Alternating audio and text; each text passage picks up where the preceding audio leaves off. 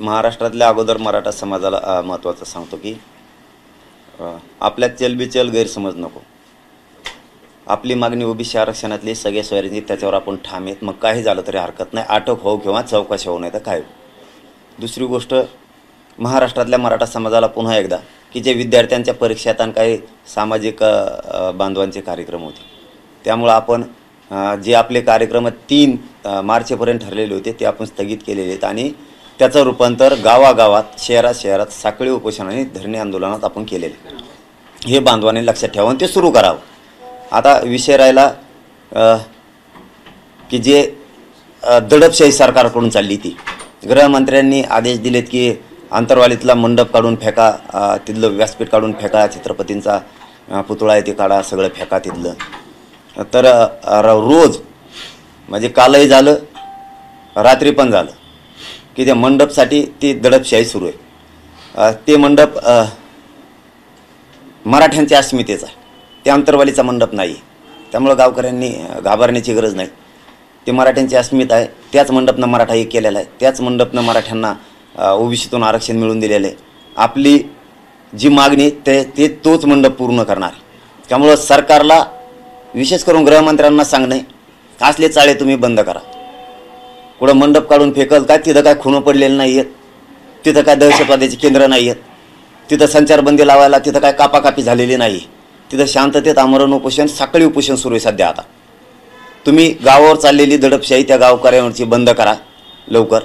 आणि मराठा समाजाने काही चलबिचल व्हायचं नाही, शांत चित्तानं बघा किती दिवस यांची मजा करता येते।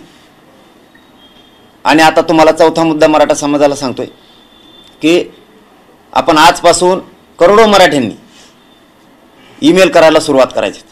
राष्ट्रपती, पंतप्रधान, महाराष्ट्राचे राज्यपाल आणि मुख्यमंत्र्यांना आंतरवालीसह महाराष्ट्रातील मराठा समाजावर सुरू असलेली दडपशाही सरकारकडून थांबवा आणि सगळ्या सोयऱ्यांची अंमलबजावणी करा।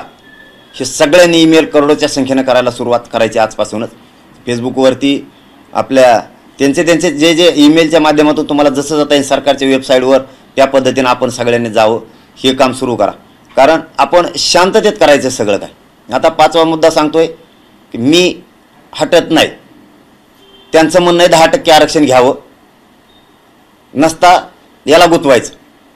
मी भेट नाही, मी मराठ्यांना ओबीसीतून आरक्षण मिळवून दिल्याशिवाय हटणार नाही, हा माझा मराठ्यांना शब्द आहे। मराठ्यांशी मी गद्दारी करू शकत नाही। मग जेलमध्ये टाकून मला त्यांनी सडवलं तरी मी हटत नाही। आणि मराठा समाजाला सांगून ठेवतो आजच, मला त्यांनी अटक बी केलं तरी तिथं माझं आमरण उपोषण सुरू होणार आहे। मग ते जेल असो किंवा पोलीस स्टेशन असो किंवा हॉस्पिटल असो किंवा आंतरवाली असो, नाही तर ते कुठंही असो, मी समाजासाठी शेवटच्या क्षणापर्यंत तरफडून मरायला तयार आहे, परंतु मी हटायला तयार नाही। 6वा मुद्दा सांगतो, हे कशासाठी? 6 महिन्यापासून सरकार सगळ्या सोयरींची अंमलबजावणी करीन म्हणतंय, करत नाही। सरकार गुन्हे मागं घेईल म्हणतंय, 6 महिन्यापासून आंतरवालीसह महाराष्ट्राचे घेत नाही। गॅजेट घेऊन म्हणतं हैदराबादचं घेत नाही, बॉम्बे गव्हर्नमेंटचं घेत नाही, सातारा संस्थांचं घेत नाही। सरकारनं प्रमाणपत्र वाटप करायचे 1 महिन्यापासून बंद केले, ज्यांच्या नोंदी सापडल्यात त्यांचे। सरकार जाणून बुजून हायकोर्टाची तारीख आपल्याला 3 मार्च असताना अलीकडे घेतली गृहमंत्र्यानं, तिथं आपल्याशी दगाफटका केला।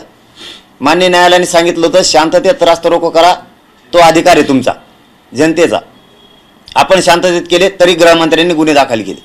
हे जाणून बुजून आपल्यावर अन्याय आहे। आणि सगळ्यात महत्त्वाचा अन्याय म्हणजे त्यांचं म्हणणं याने 10% आरक्षण स्वीकारावं। ते 10% आरक्षण ज्या विद्यार्थ्यांना घ्यायचं त्यांनी घ्यावं, आमची जोर जबरदस्ती नाही। परंतु मराठ्यांची मागणी, राज्यातल्या मराठ्यांची मागणी ओबीसीतून आरक्षण, आणि ते घेतल्याशिवाय मी हटणार नाही। मायबाप मराठ्यांना माझं एवढंच सांगणे, मी हटत नाही, चलबिचल करण्याची गरज नाही। कोणी फ्रेश राहा, सगळेजण शांत राहा, मजा बघा। किती दिवस सरकार मराठ्यावर दडपशाही करतंय, आपण वेळेवर ठरवूयात आंदोलन काय करायचं, पण शांततेत। आणि मराठा समाजाला आता शेवटचं सांगणे, इतक्या मोठ्या प्रमाणात दडपशाही सुरू आहे की ती या इंग्रजांना सुद्धा कधी केली नसेल। असं गृहमंत्र्यांचा इतका भयानक जातीयवाद सुरू आहे सध्या, जातीय द्वेष मराठ्यांविषयी। ते बंदूक त्यांच्या फेसबुक, त्या इंस्टाग्रामला टाकणं, ते दाखवणं, ते खुन्नस मराठ्यांविषयी दाखवणं। याचबरोबर आता 7वा मुद्दा सांगतोय, हे झालं त्यांचं। मी भांडलो मायबापा कोणासाठी? मराठ्यांसाठी।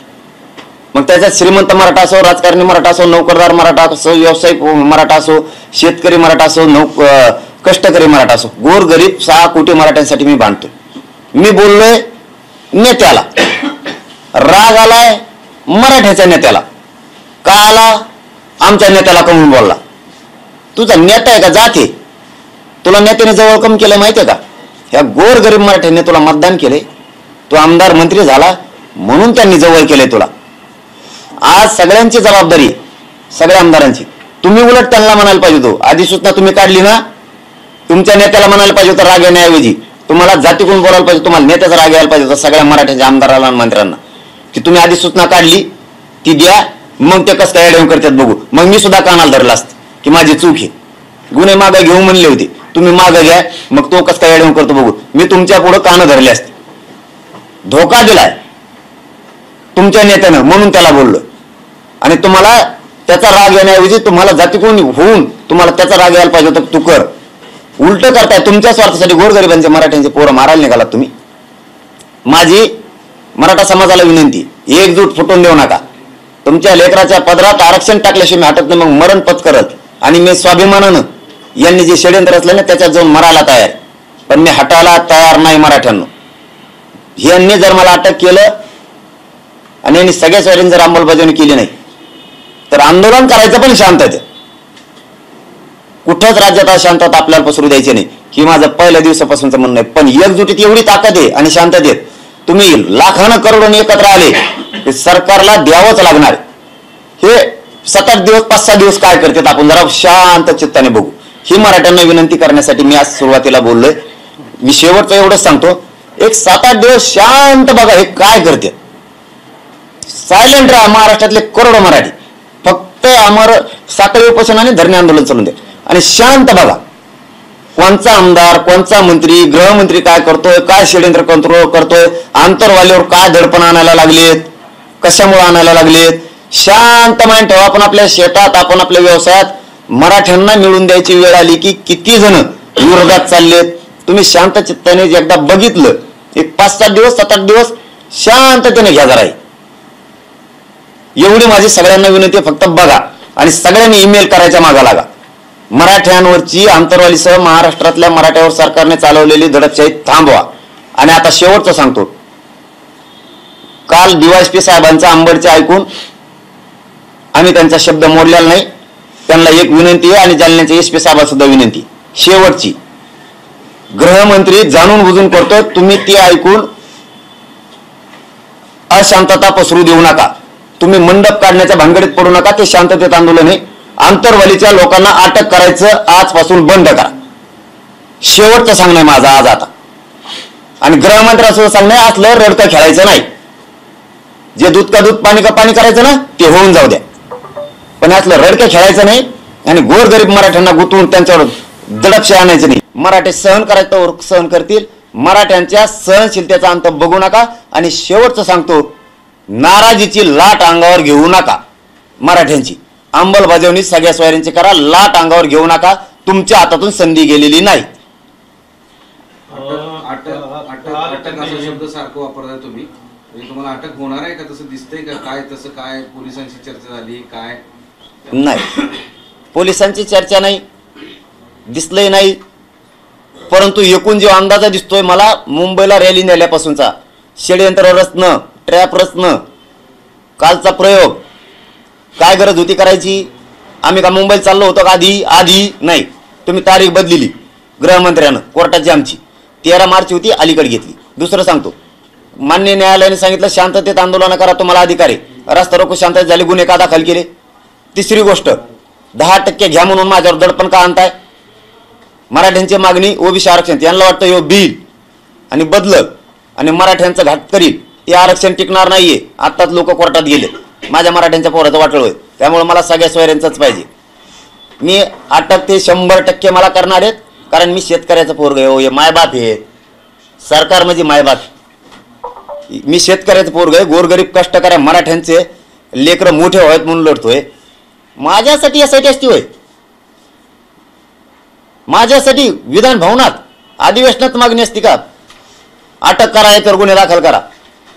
काय केलं असं? हे तुमच्या नेत्याला बोलायला पाहिजे होतं तुम्ही.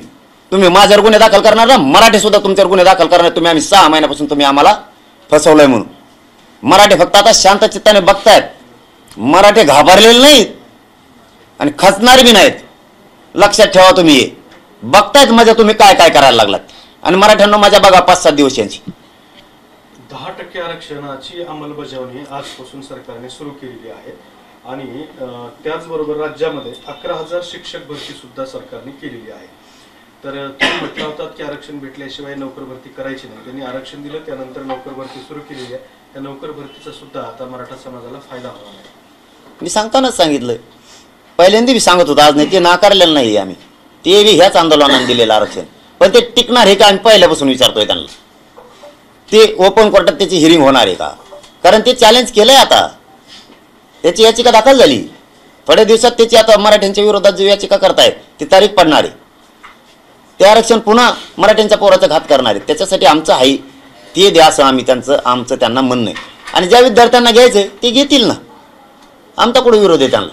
पाटील साहेब, मुख्यमंत्री बोलताना असं देखील म्हटले होते की आम्ही ज्या त्रुट्या होत्या त्या त्रुट्या भरून काढल्या आहेत, मात्र आरक्षण टिकणार नाही असं म्हणणं चुकीचं आहे. त्यामुळं नेमकं आपल्याला कशामुळे वाटतंय की हे आरक्षण टिकणार नाही, नेमकी कारणं तरी आम्हाला सांगावी. नाही, हे सरकारला माहित नाहीत ना. मी का सांगावं? त्यांच्याकडे काय अभ्यासक नाहीत काय? सांगितलंय मी सांगायचं त्यांना. आता वेळोवेळी त्याच्यात कुठं वेळ घालायचा आपण. दिलंय ते आता. पण ते आरक्षणात 13% होतं ECBCचं. त्याच्यात आणि याच्यात जमीन आसमानचा फरक आहे. याच्यातले खूप रूल तोडलेले आहेत त्यांनी. खूप साधे विद्यापीठं ठेवलेत. इंजिनिअरिंगला, मेडिकलला त्याच्यात काही त्याच्यापासून फायदा नाही आहे. मग मोठ्याल्या शिक्षणात नाही. मग आम्ही EBCमध्ये बसतोय अशा ठिकाणी दिलंय ते आरक्षण. मग तर आम्ही EBCमध्ये बसतोय ना. तुमच्या आरक्षणाची काय गरज आहे? आमची मागणी OBC आरक्षणातून आहे आणि सगळे सोयरे शब्द तुम्ही घेतलेले ते आम्हाला पाहिजे. आणि त्याच्यापासून मी तसं बरं हटू शकत नाही. जेला भोगायला तयार आहे, सडायलाही तयार आहे त्याच्यात. पण मराठ्यांची गद्दारी नाही करू शकत. सुटून बी आलो तरी सरकार कोण आरक्षणच घेणार. पाटील, 10% आरक्षणासंदर्भात पेपरमध्ये बीड, जालना आणि छत्रपती संभाजीनगरात जाहिरातबाजी करण्यात आली. छत्रपती शिवाजी महाराजांच्या प्रतिमेला उपमुख्यमंत्री नमस्कार करतात. मग त्याचा अर्थ काय धरून? मराठ्यांसाठी काय काय केलं? हा, अच्छा, हा, तसा उल्लेख आहे. मराठ्यांसाठी काय काय केलं? गृहमंत्री साहेब, तुम्ही आम्हाला सारथी दिली म्हणता, महामंडळ दिलं म्हणता. जरा पोराला विचारून बघा खाली किती जाचं काठी आहेत. त्याचं कर्ज होत आहे का? त्याला किती जाचं काठी आहेत? त्याचं ते पैसे आहेत का? तो बँकेत दाखव, स्टेटमेंट दाखव, आमकं कर तमकं कर. आता त्याजवळ पैसे, तर तुमचं कर्ज काढायचं काय गरज आहे? काय गरज आहे? इतक्या जाचं काठी त्याच्यात. जरा खाली विचारून बघा त्याचा किती फायदा झाला. दुसरं, सारथी दिली ना, सारथीचे पोरं आत्ता आरलं तिथं. आत्ता टाव फोडीत येते. आणखीन उपोषणला बसलेले हजारो पोरं आहेत. आणि तुम्ही हे 2 भूषण सांगायला लागले. बाकीच्याला नाही दिले का महामंडळ? तुम्ही महाज्योती बार्टी तार्टी नाही का? आम्ही म्हणलो का हे कशाला ओपन केल्या? बाकीच्या महामंडळ आम्ही म्हणलो कशाला दिले? आणि हे दिलं तर सांगायला लागलात. बाकीच्याला आरक्षण दिलं, आम्हाला आरक्षण द्या असं म्हणतोय आम्ही. बरोबरी करा, समानता. ते येवल्याचा म्हणत असतो समानता पाहिजे. समानता करा. मराठ्याला फसू नका. काय काय दिलंय ती जाहिरातबाजी करू. मराठी आता हुशार आहेत आणि तुम्ही किती फोडा. मराठ्यांचे आमदार त्यांचं नाव इलाज आहे म्हणून ते लढतायत. त्यांच्या खालचे कार्यकर्ते मराठ्यांचे जे आहेत ना, त्यांना वाटतं योग्य आहे आपल्याला एकदा आरक्षण मिळालं म्हणजे आपले लेकरं मोठे होते. नेता काय आपल्याला मोठं करणार नाही असं त्या आमदाराच्या खालच्या कार्यकर्ते म्हणतात. हे 2 दिवसाच्या माझ्यापर्यंतच्या प्रतिक्रिया जर तुम्ही ऐकत असलात ना हे मीडियातून, तर तुम्हाला जाहीर सांगतोय मी की आमदार मंत्री जर सोडले तर खालचे म्हणतात आमच्या लेकराचं कल्याण होईल, मोठा झाला तर आमचा तो नेताच होईल, आरक्षण मिळालं आमचे लेकरं तरी मोठे होते. पण आम्हाला मानता येत नाही तसं. समजून घ्या. आणखीन तरी लाट घेऊ नका मराठ्यांची नाराजीच्या अंगावर. मी आणखीनच तुमच्याच हिताचं सांगतोय. तुम्ही माझ्यावर एवढे षडयंत्र असले तरी पण तुम्हाला जर यातून शहाणपणीत असलं, मायबापाची भूमिका बजावत असलात तर या प्रेसच्या माध्यमातून हे संदेश घ्या. आणि ते किती फुटले तरी मराठ्यांनी त्यांना मराठी विरोध ठरवलाय आता त्या आमदारांना. कारण त्यांना मोठं गोरगरीब मराठ्यांनी केले. आणि ते काय बोलायला लागले हे मराठ्यांनी ऐकले. ते म्हणतात हे जरांगे पाटील आमच्या नेत्याला बोलला. अरे तुमच्या नेत्याला बोललो पण तुमच्यासाठीच बोललो ना. आणि तुमच्या जातीसाठीच बोललो ना, तुम्हाला थोडं बोललोय.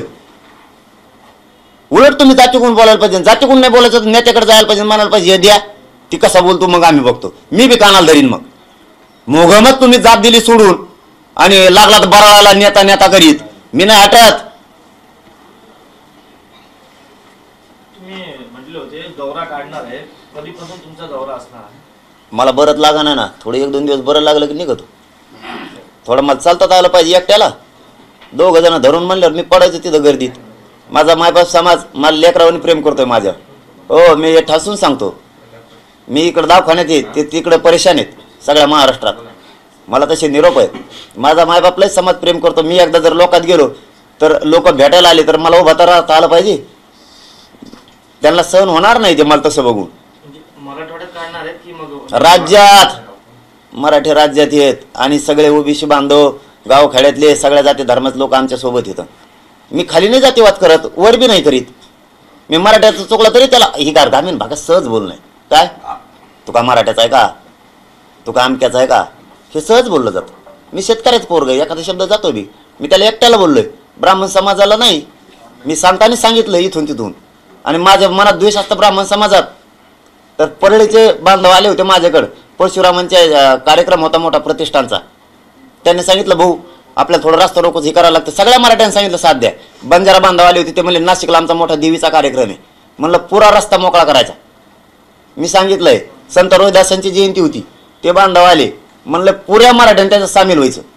आणि त्यांचं जर रॅली रस्ता रोखोतून आली तर रस्ता रोख बाजूला करायचा आणि त्यांना रस्ता द्यायचा. जातीवादी नाहीये, खालचे लोक आमचे.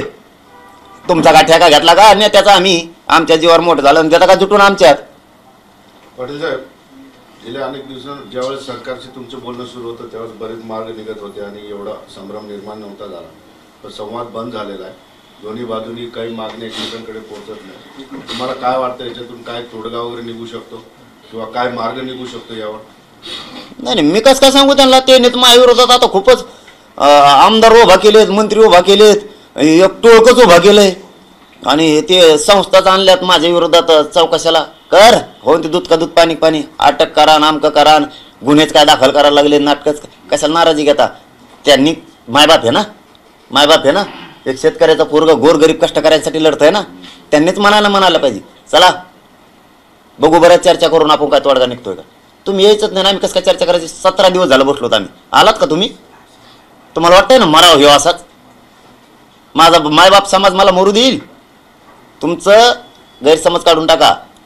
त्यांची तयारी तर पाहिजे का. आम्ही बळत म्हणा ये इकडं परत म्हणते भ्याला मागं सरकारला. त्यांची तर तयारी पाहिजे. त्यांनी सांगितलं पाहिजे दिल खुलासपणे, हो तुमच्या प्रश्नाला उत्तर देतो.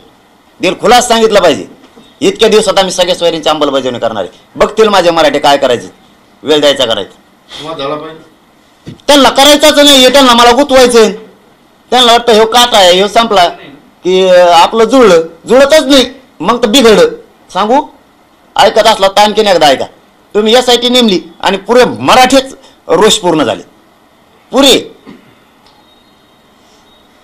अटक केले ना, पुऱ्या महाराष्ट्रात पांढरा दिसणार. इथून तिथून नुसते मराठी बसलेले करोडात, भयानक मराठी बसलेले दिसणार तुम्हाला.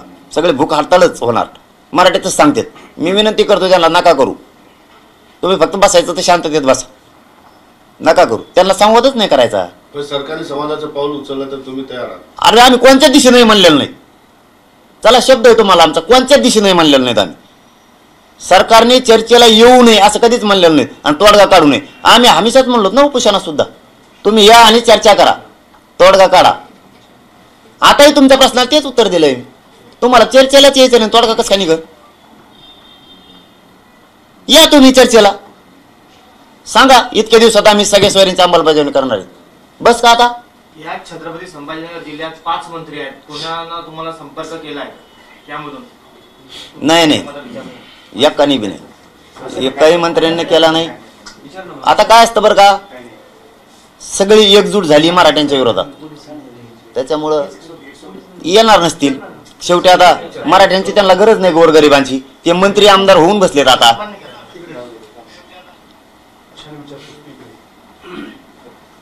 चलो धन्यवाद.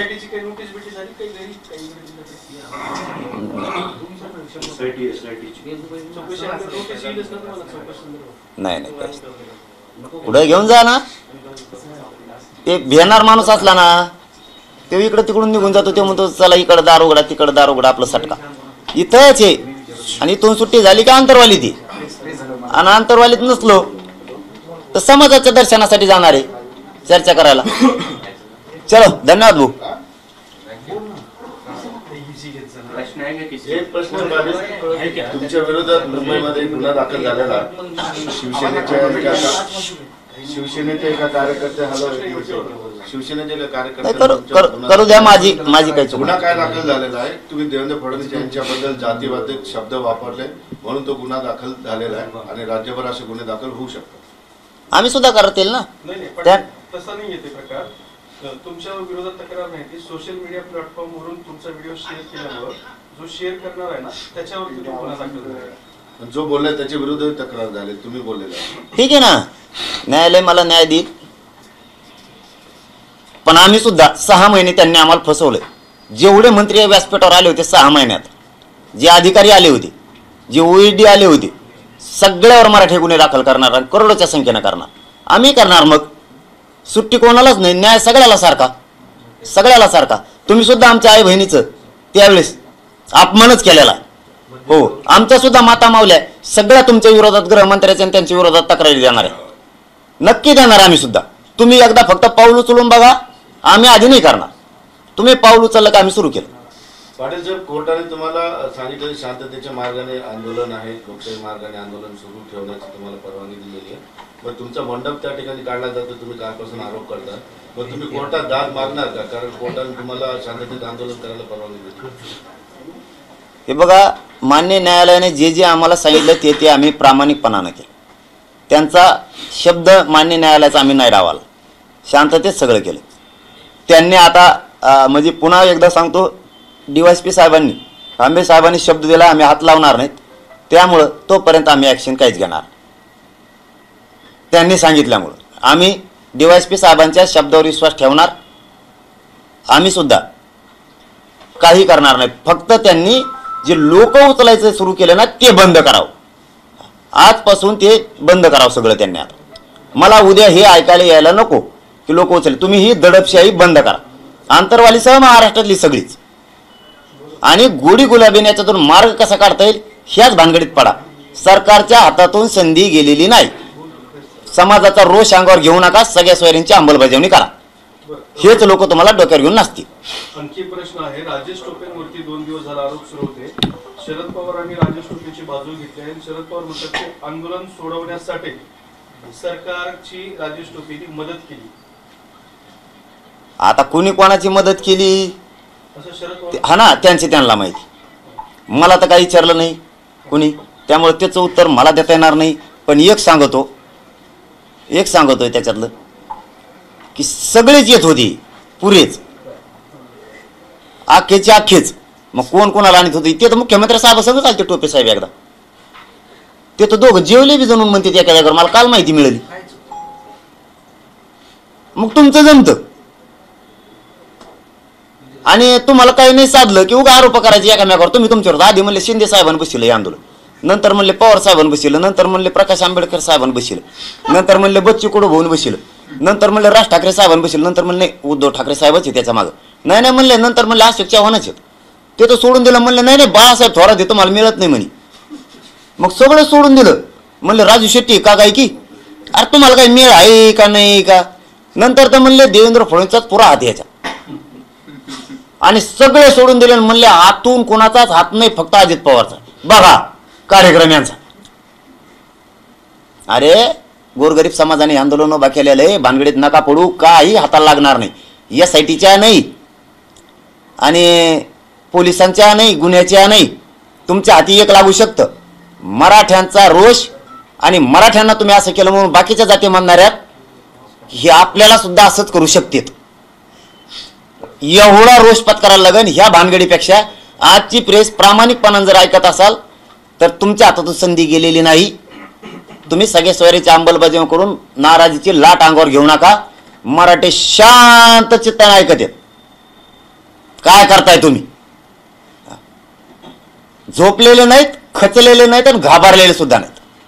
तुमच्या आंदोलनाला एवढे दिवस मोठा प्रतिसाद पाठिंबा मिळालेला आहे, मिळतो आहे, पण या सगळ्या 2-4 दिवसापासून तुमची वक्तव्य, त्याच्यानंतर सरकारनं स्थापन केलेली SIT किंवा सरकारनं एक वेगळं पाऊल टाकलंय, सरकार संवाद साधत नाही, ह्या सगळ्या पार्श्वभूमीवर या आंदोलनाच्या याच्यावर काही परिणाम झालेला दिसतोय का?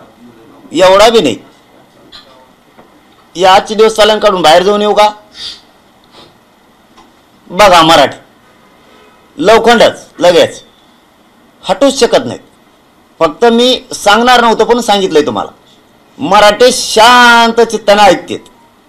कोण काय करतोय, कसं जरांग्या पाटलावरती षड्यंत्र रचायला लागलेत आणि आपल्या गोरगरिबाला आरक्षण मुद्दाम कसं द्यायचं नाही, कसं मुख्यमंत्री गृहमंत्री एकत्र झाले, त्यांनी मराठ्यांचे आमदार आपल्या विरोधात कसे बोलायला लावले, कोणचा आमदार आणि मंत्री बोलतोय हे मराठी बघतायत. मला हे मीडियाच्या बांधवाला सांगायचं नव्हतं, पण तुमच्यावर माझा लय विश्वास आहे म्हणून मी तुम्हाला सांगितलंय.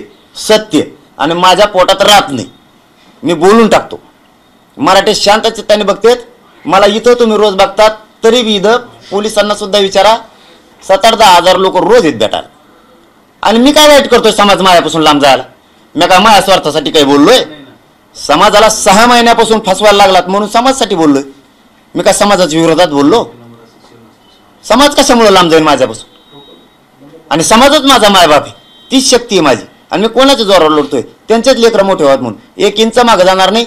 ते केशीला भेट नाहीत, ते सरकार काय दडपशाही करतं याला भेट नाहीत.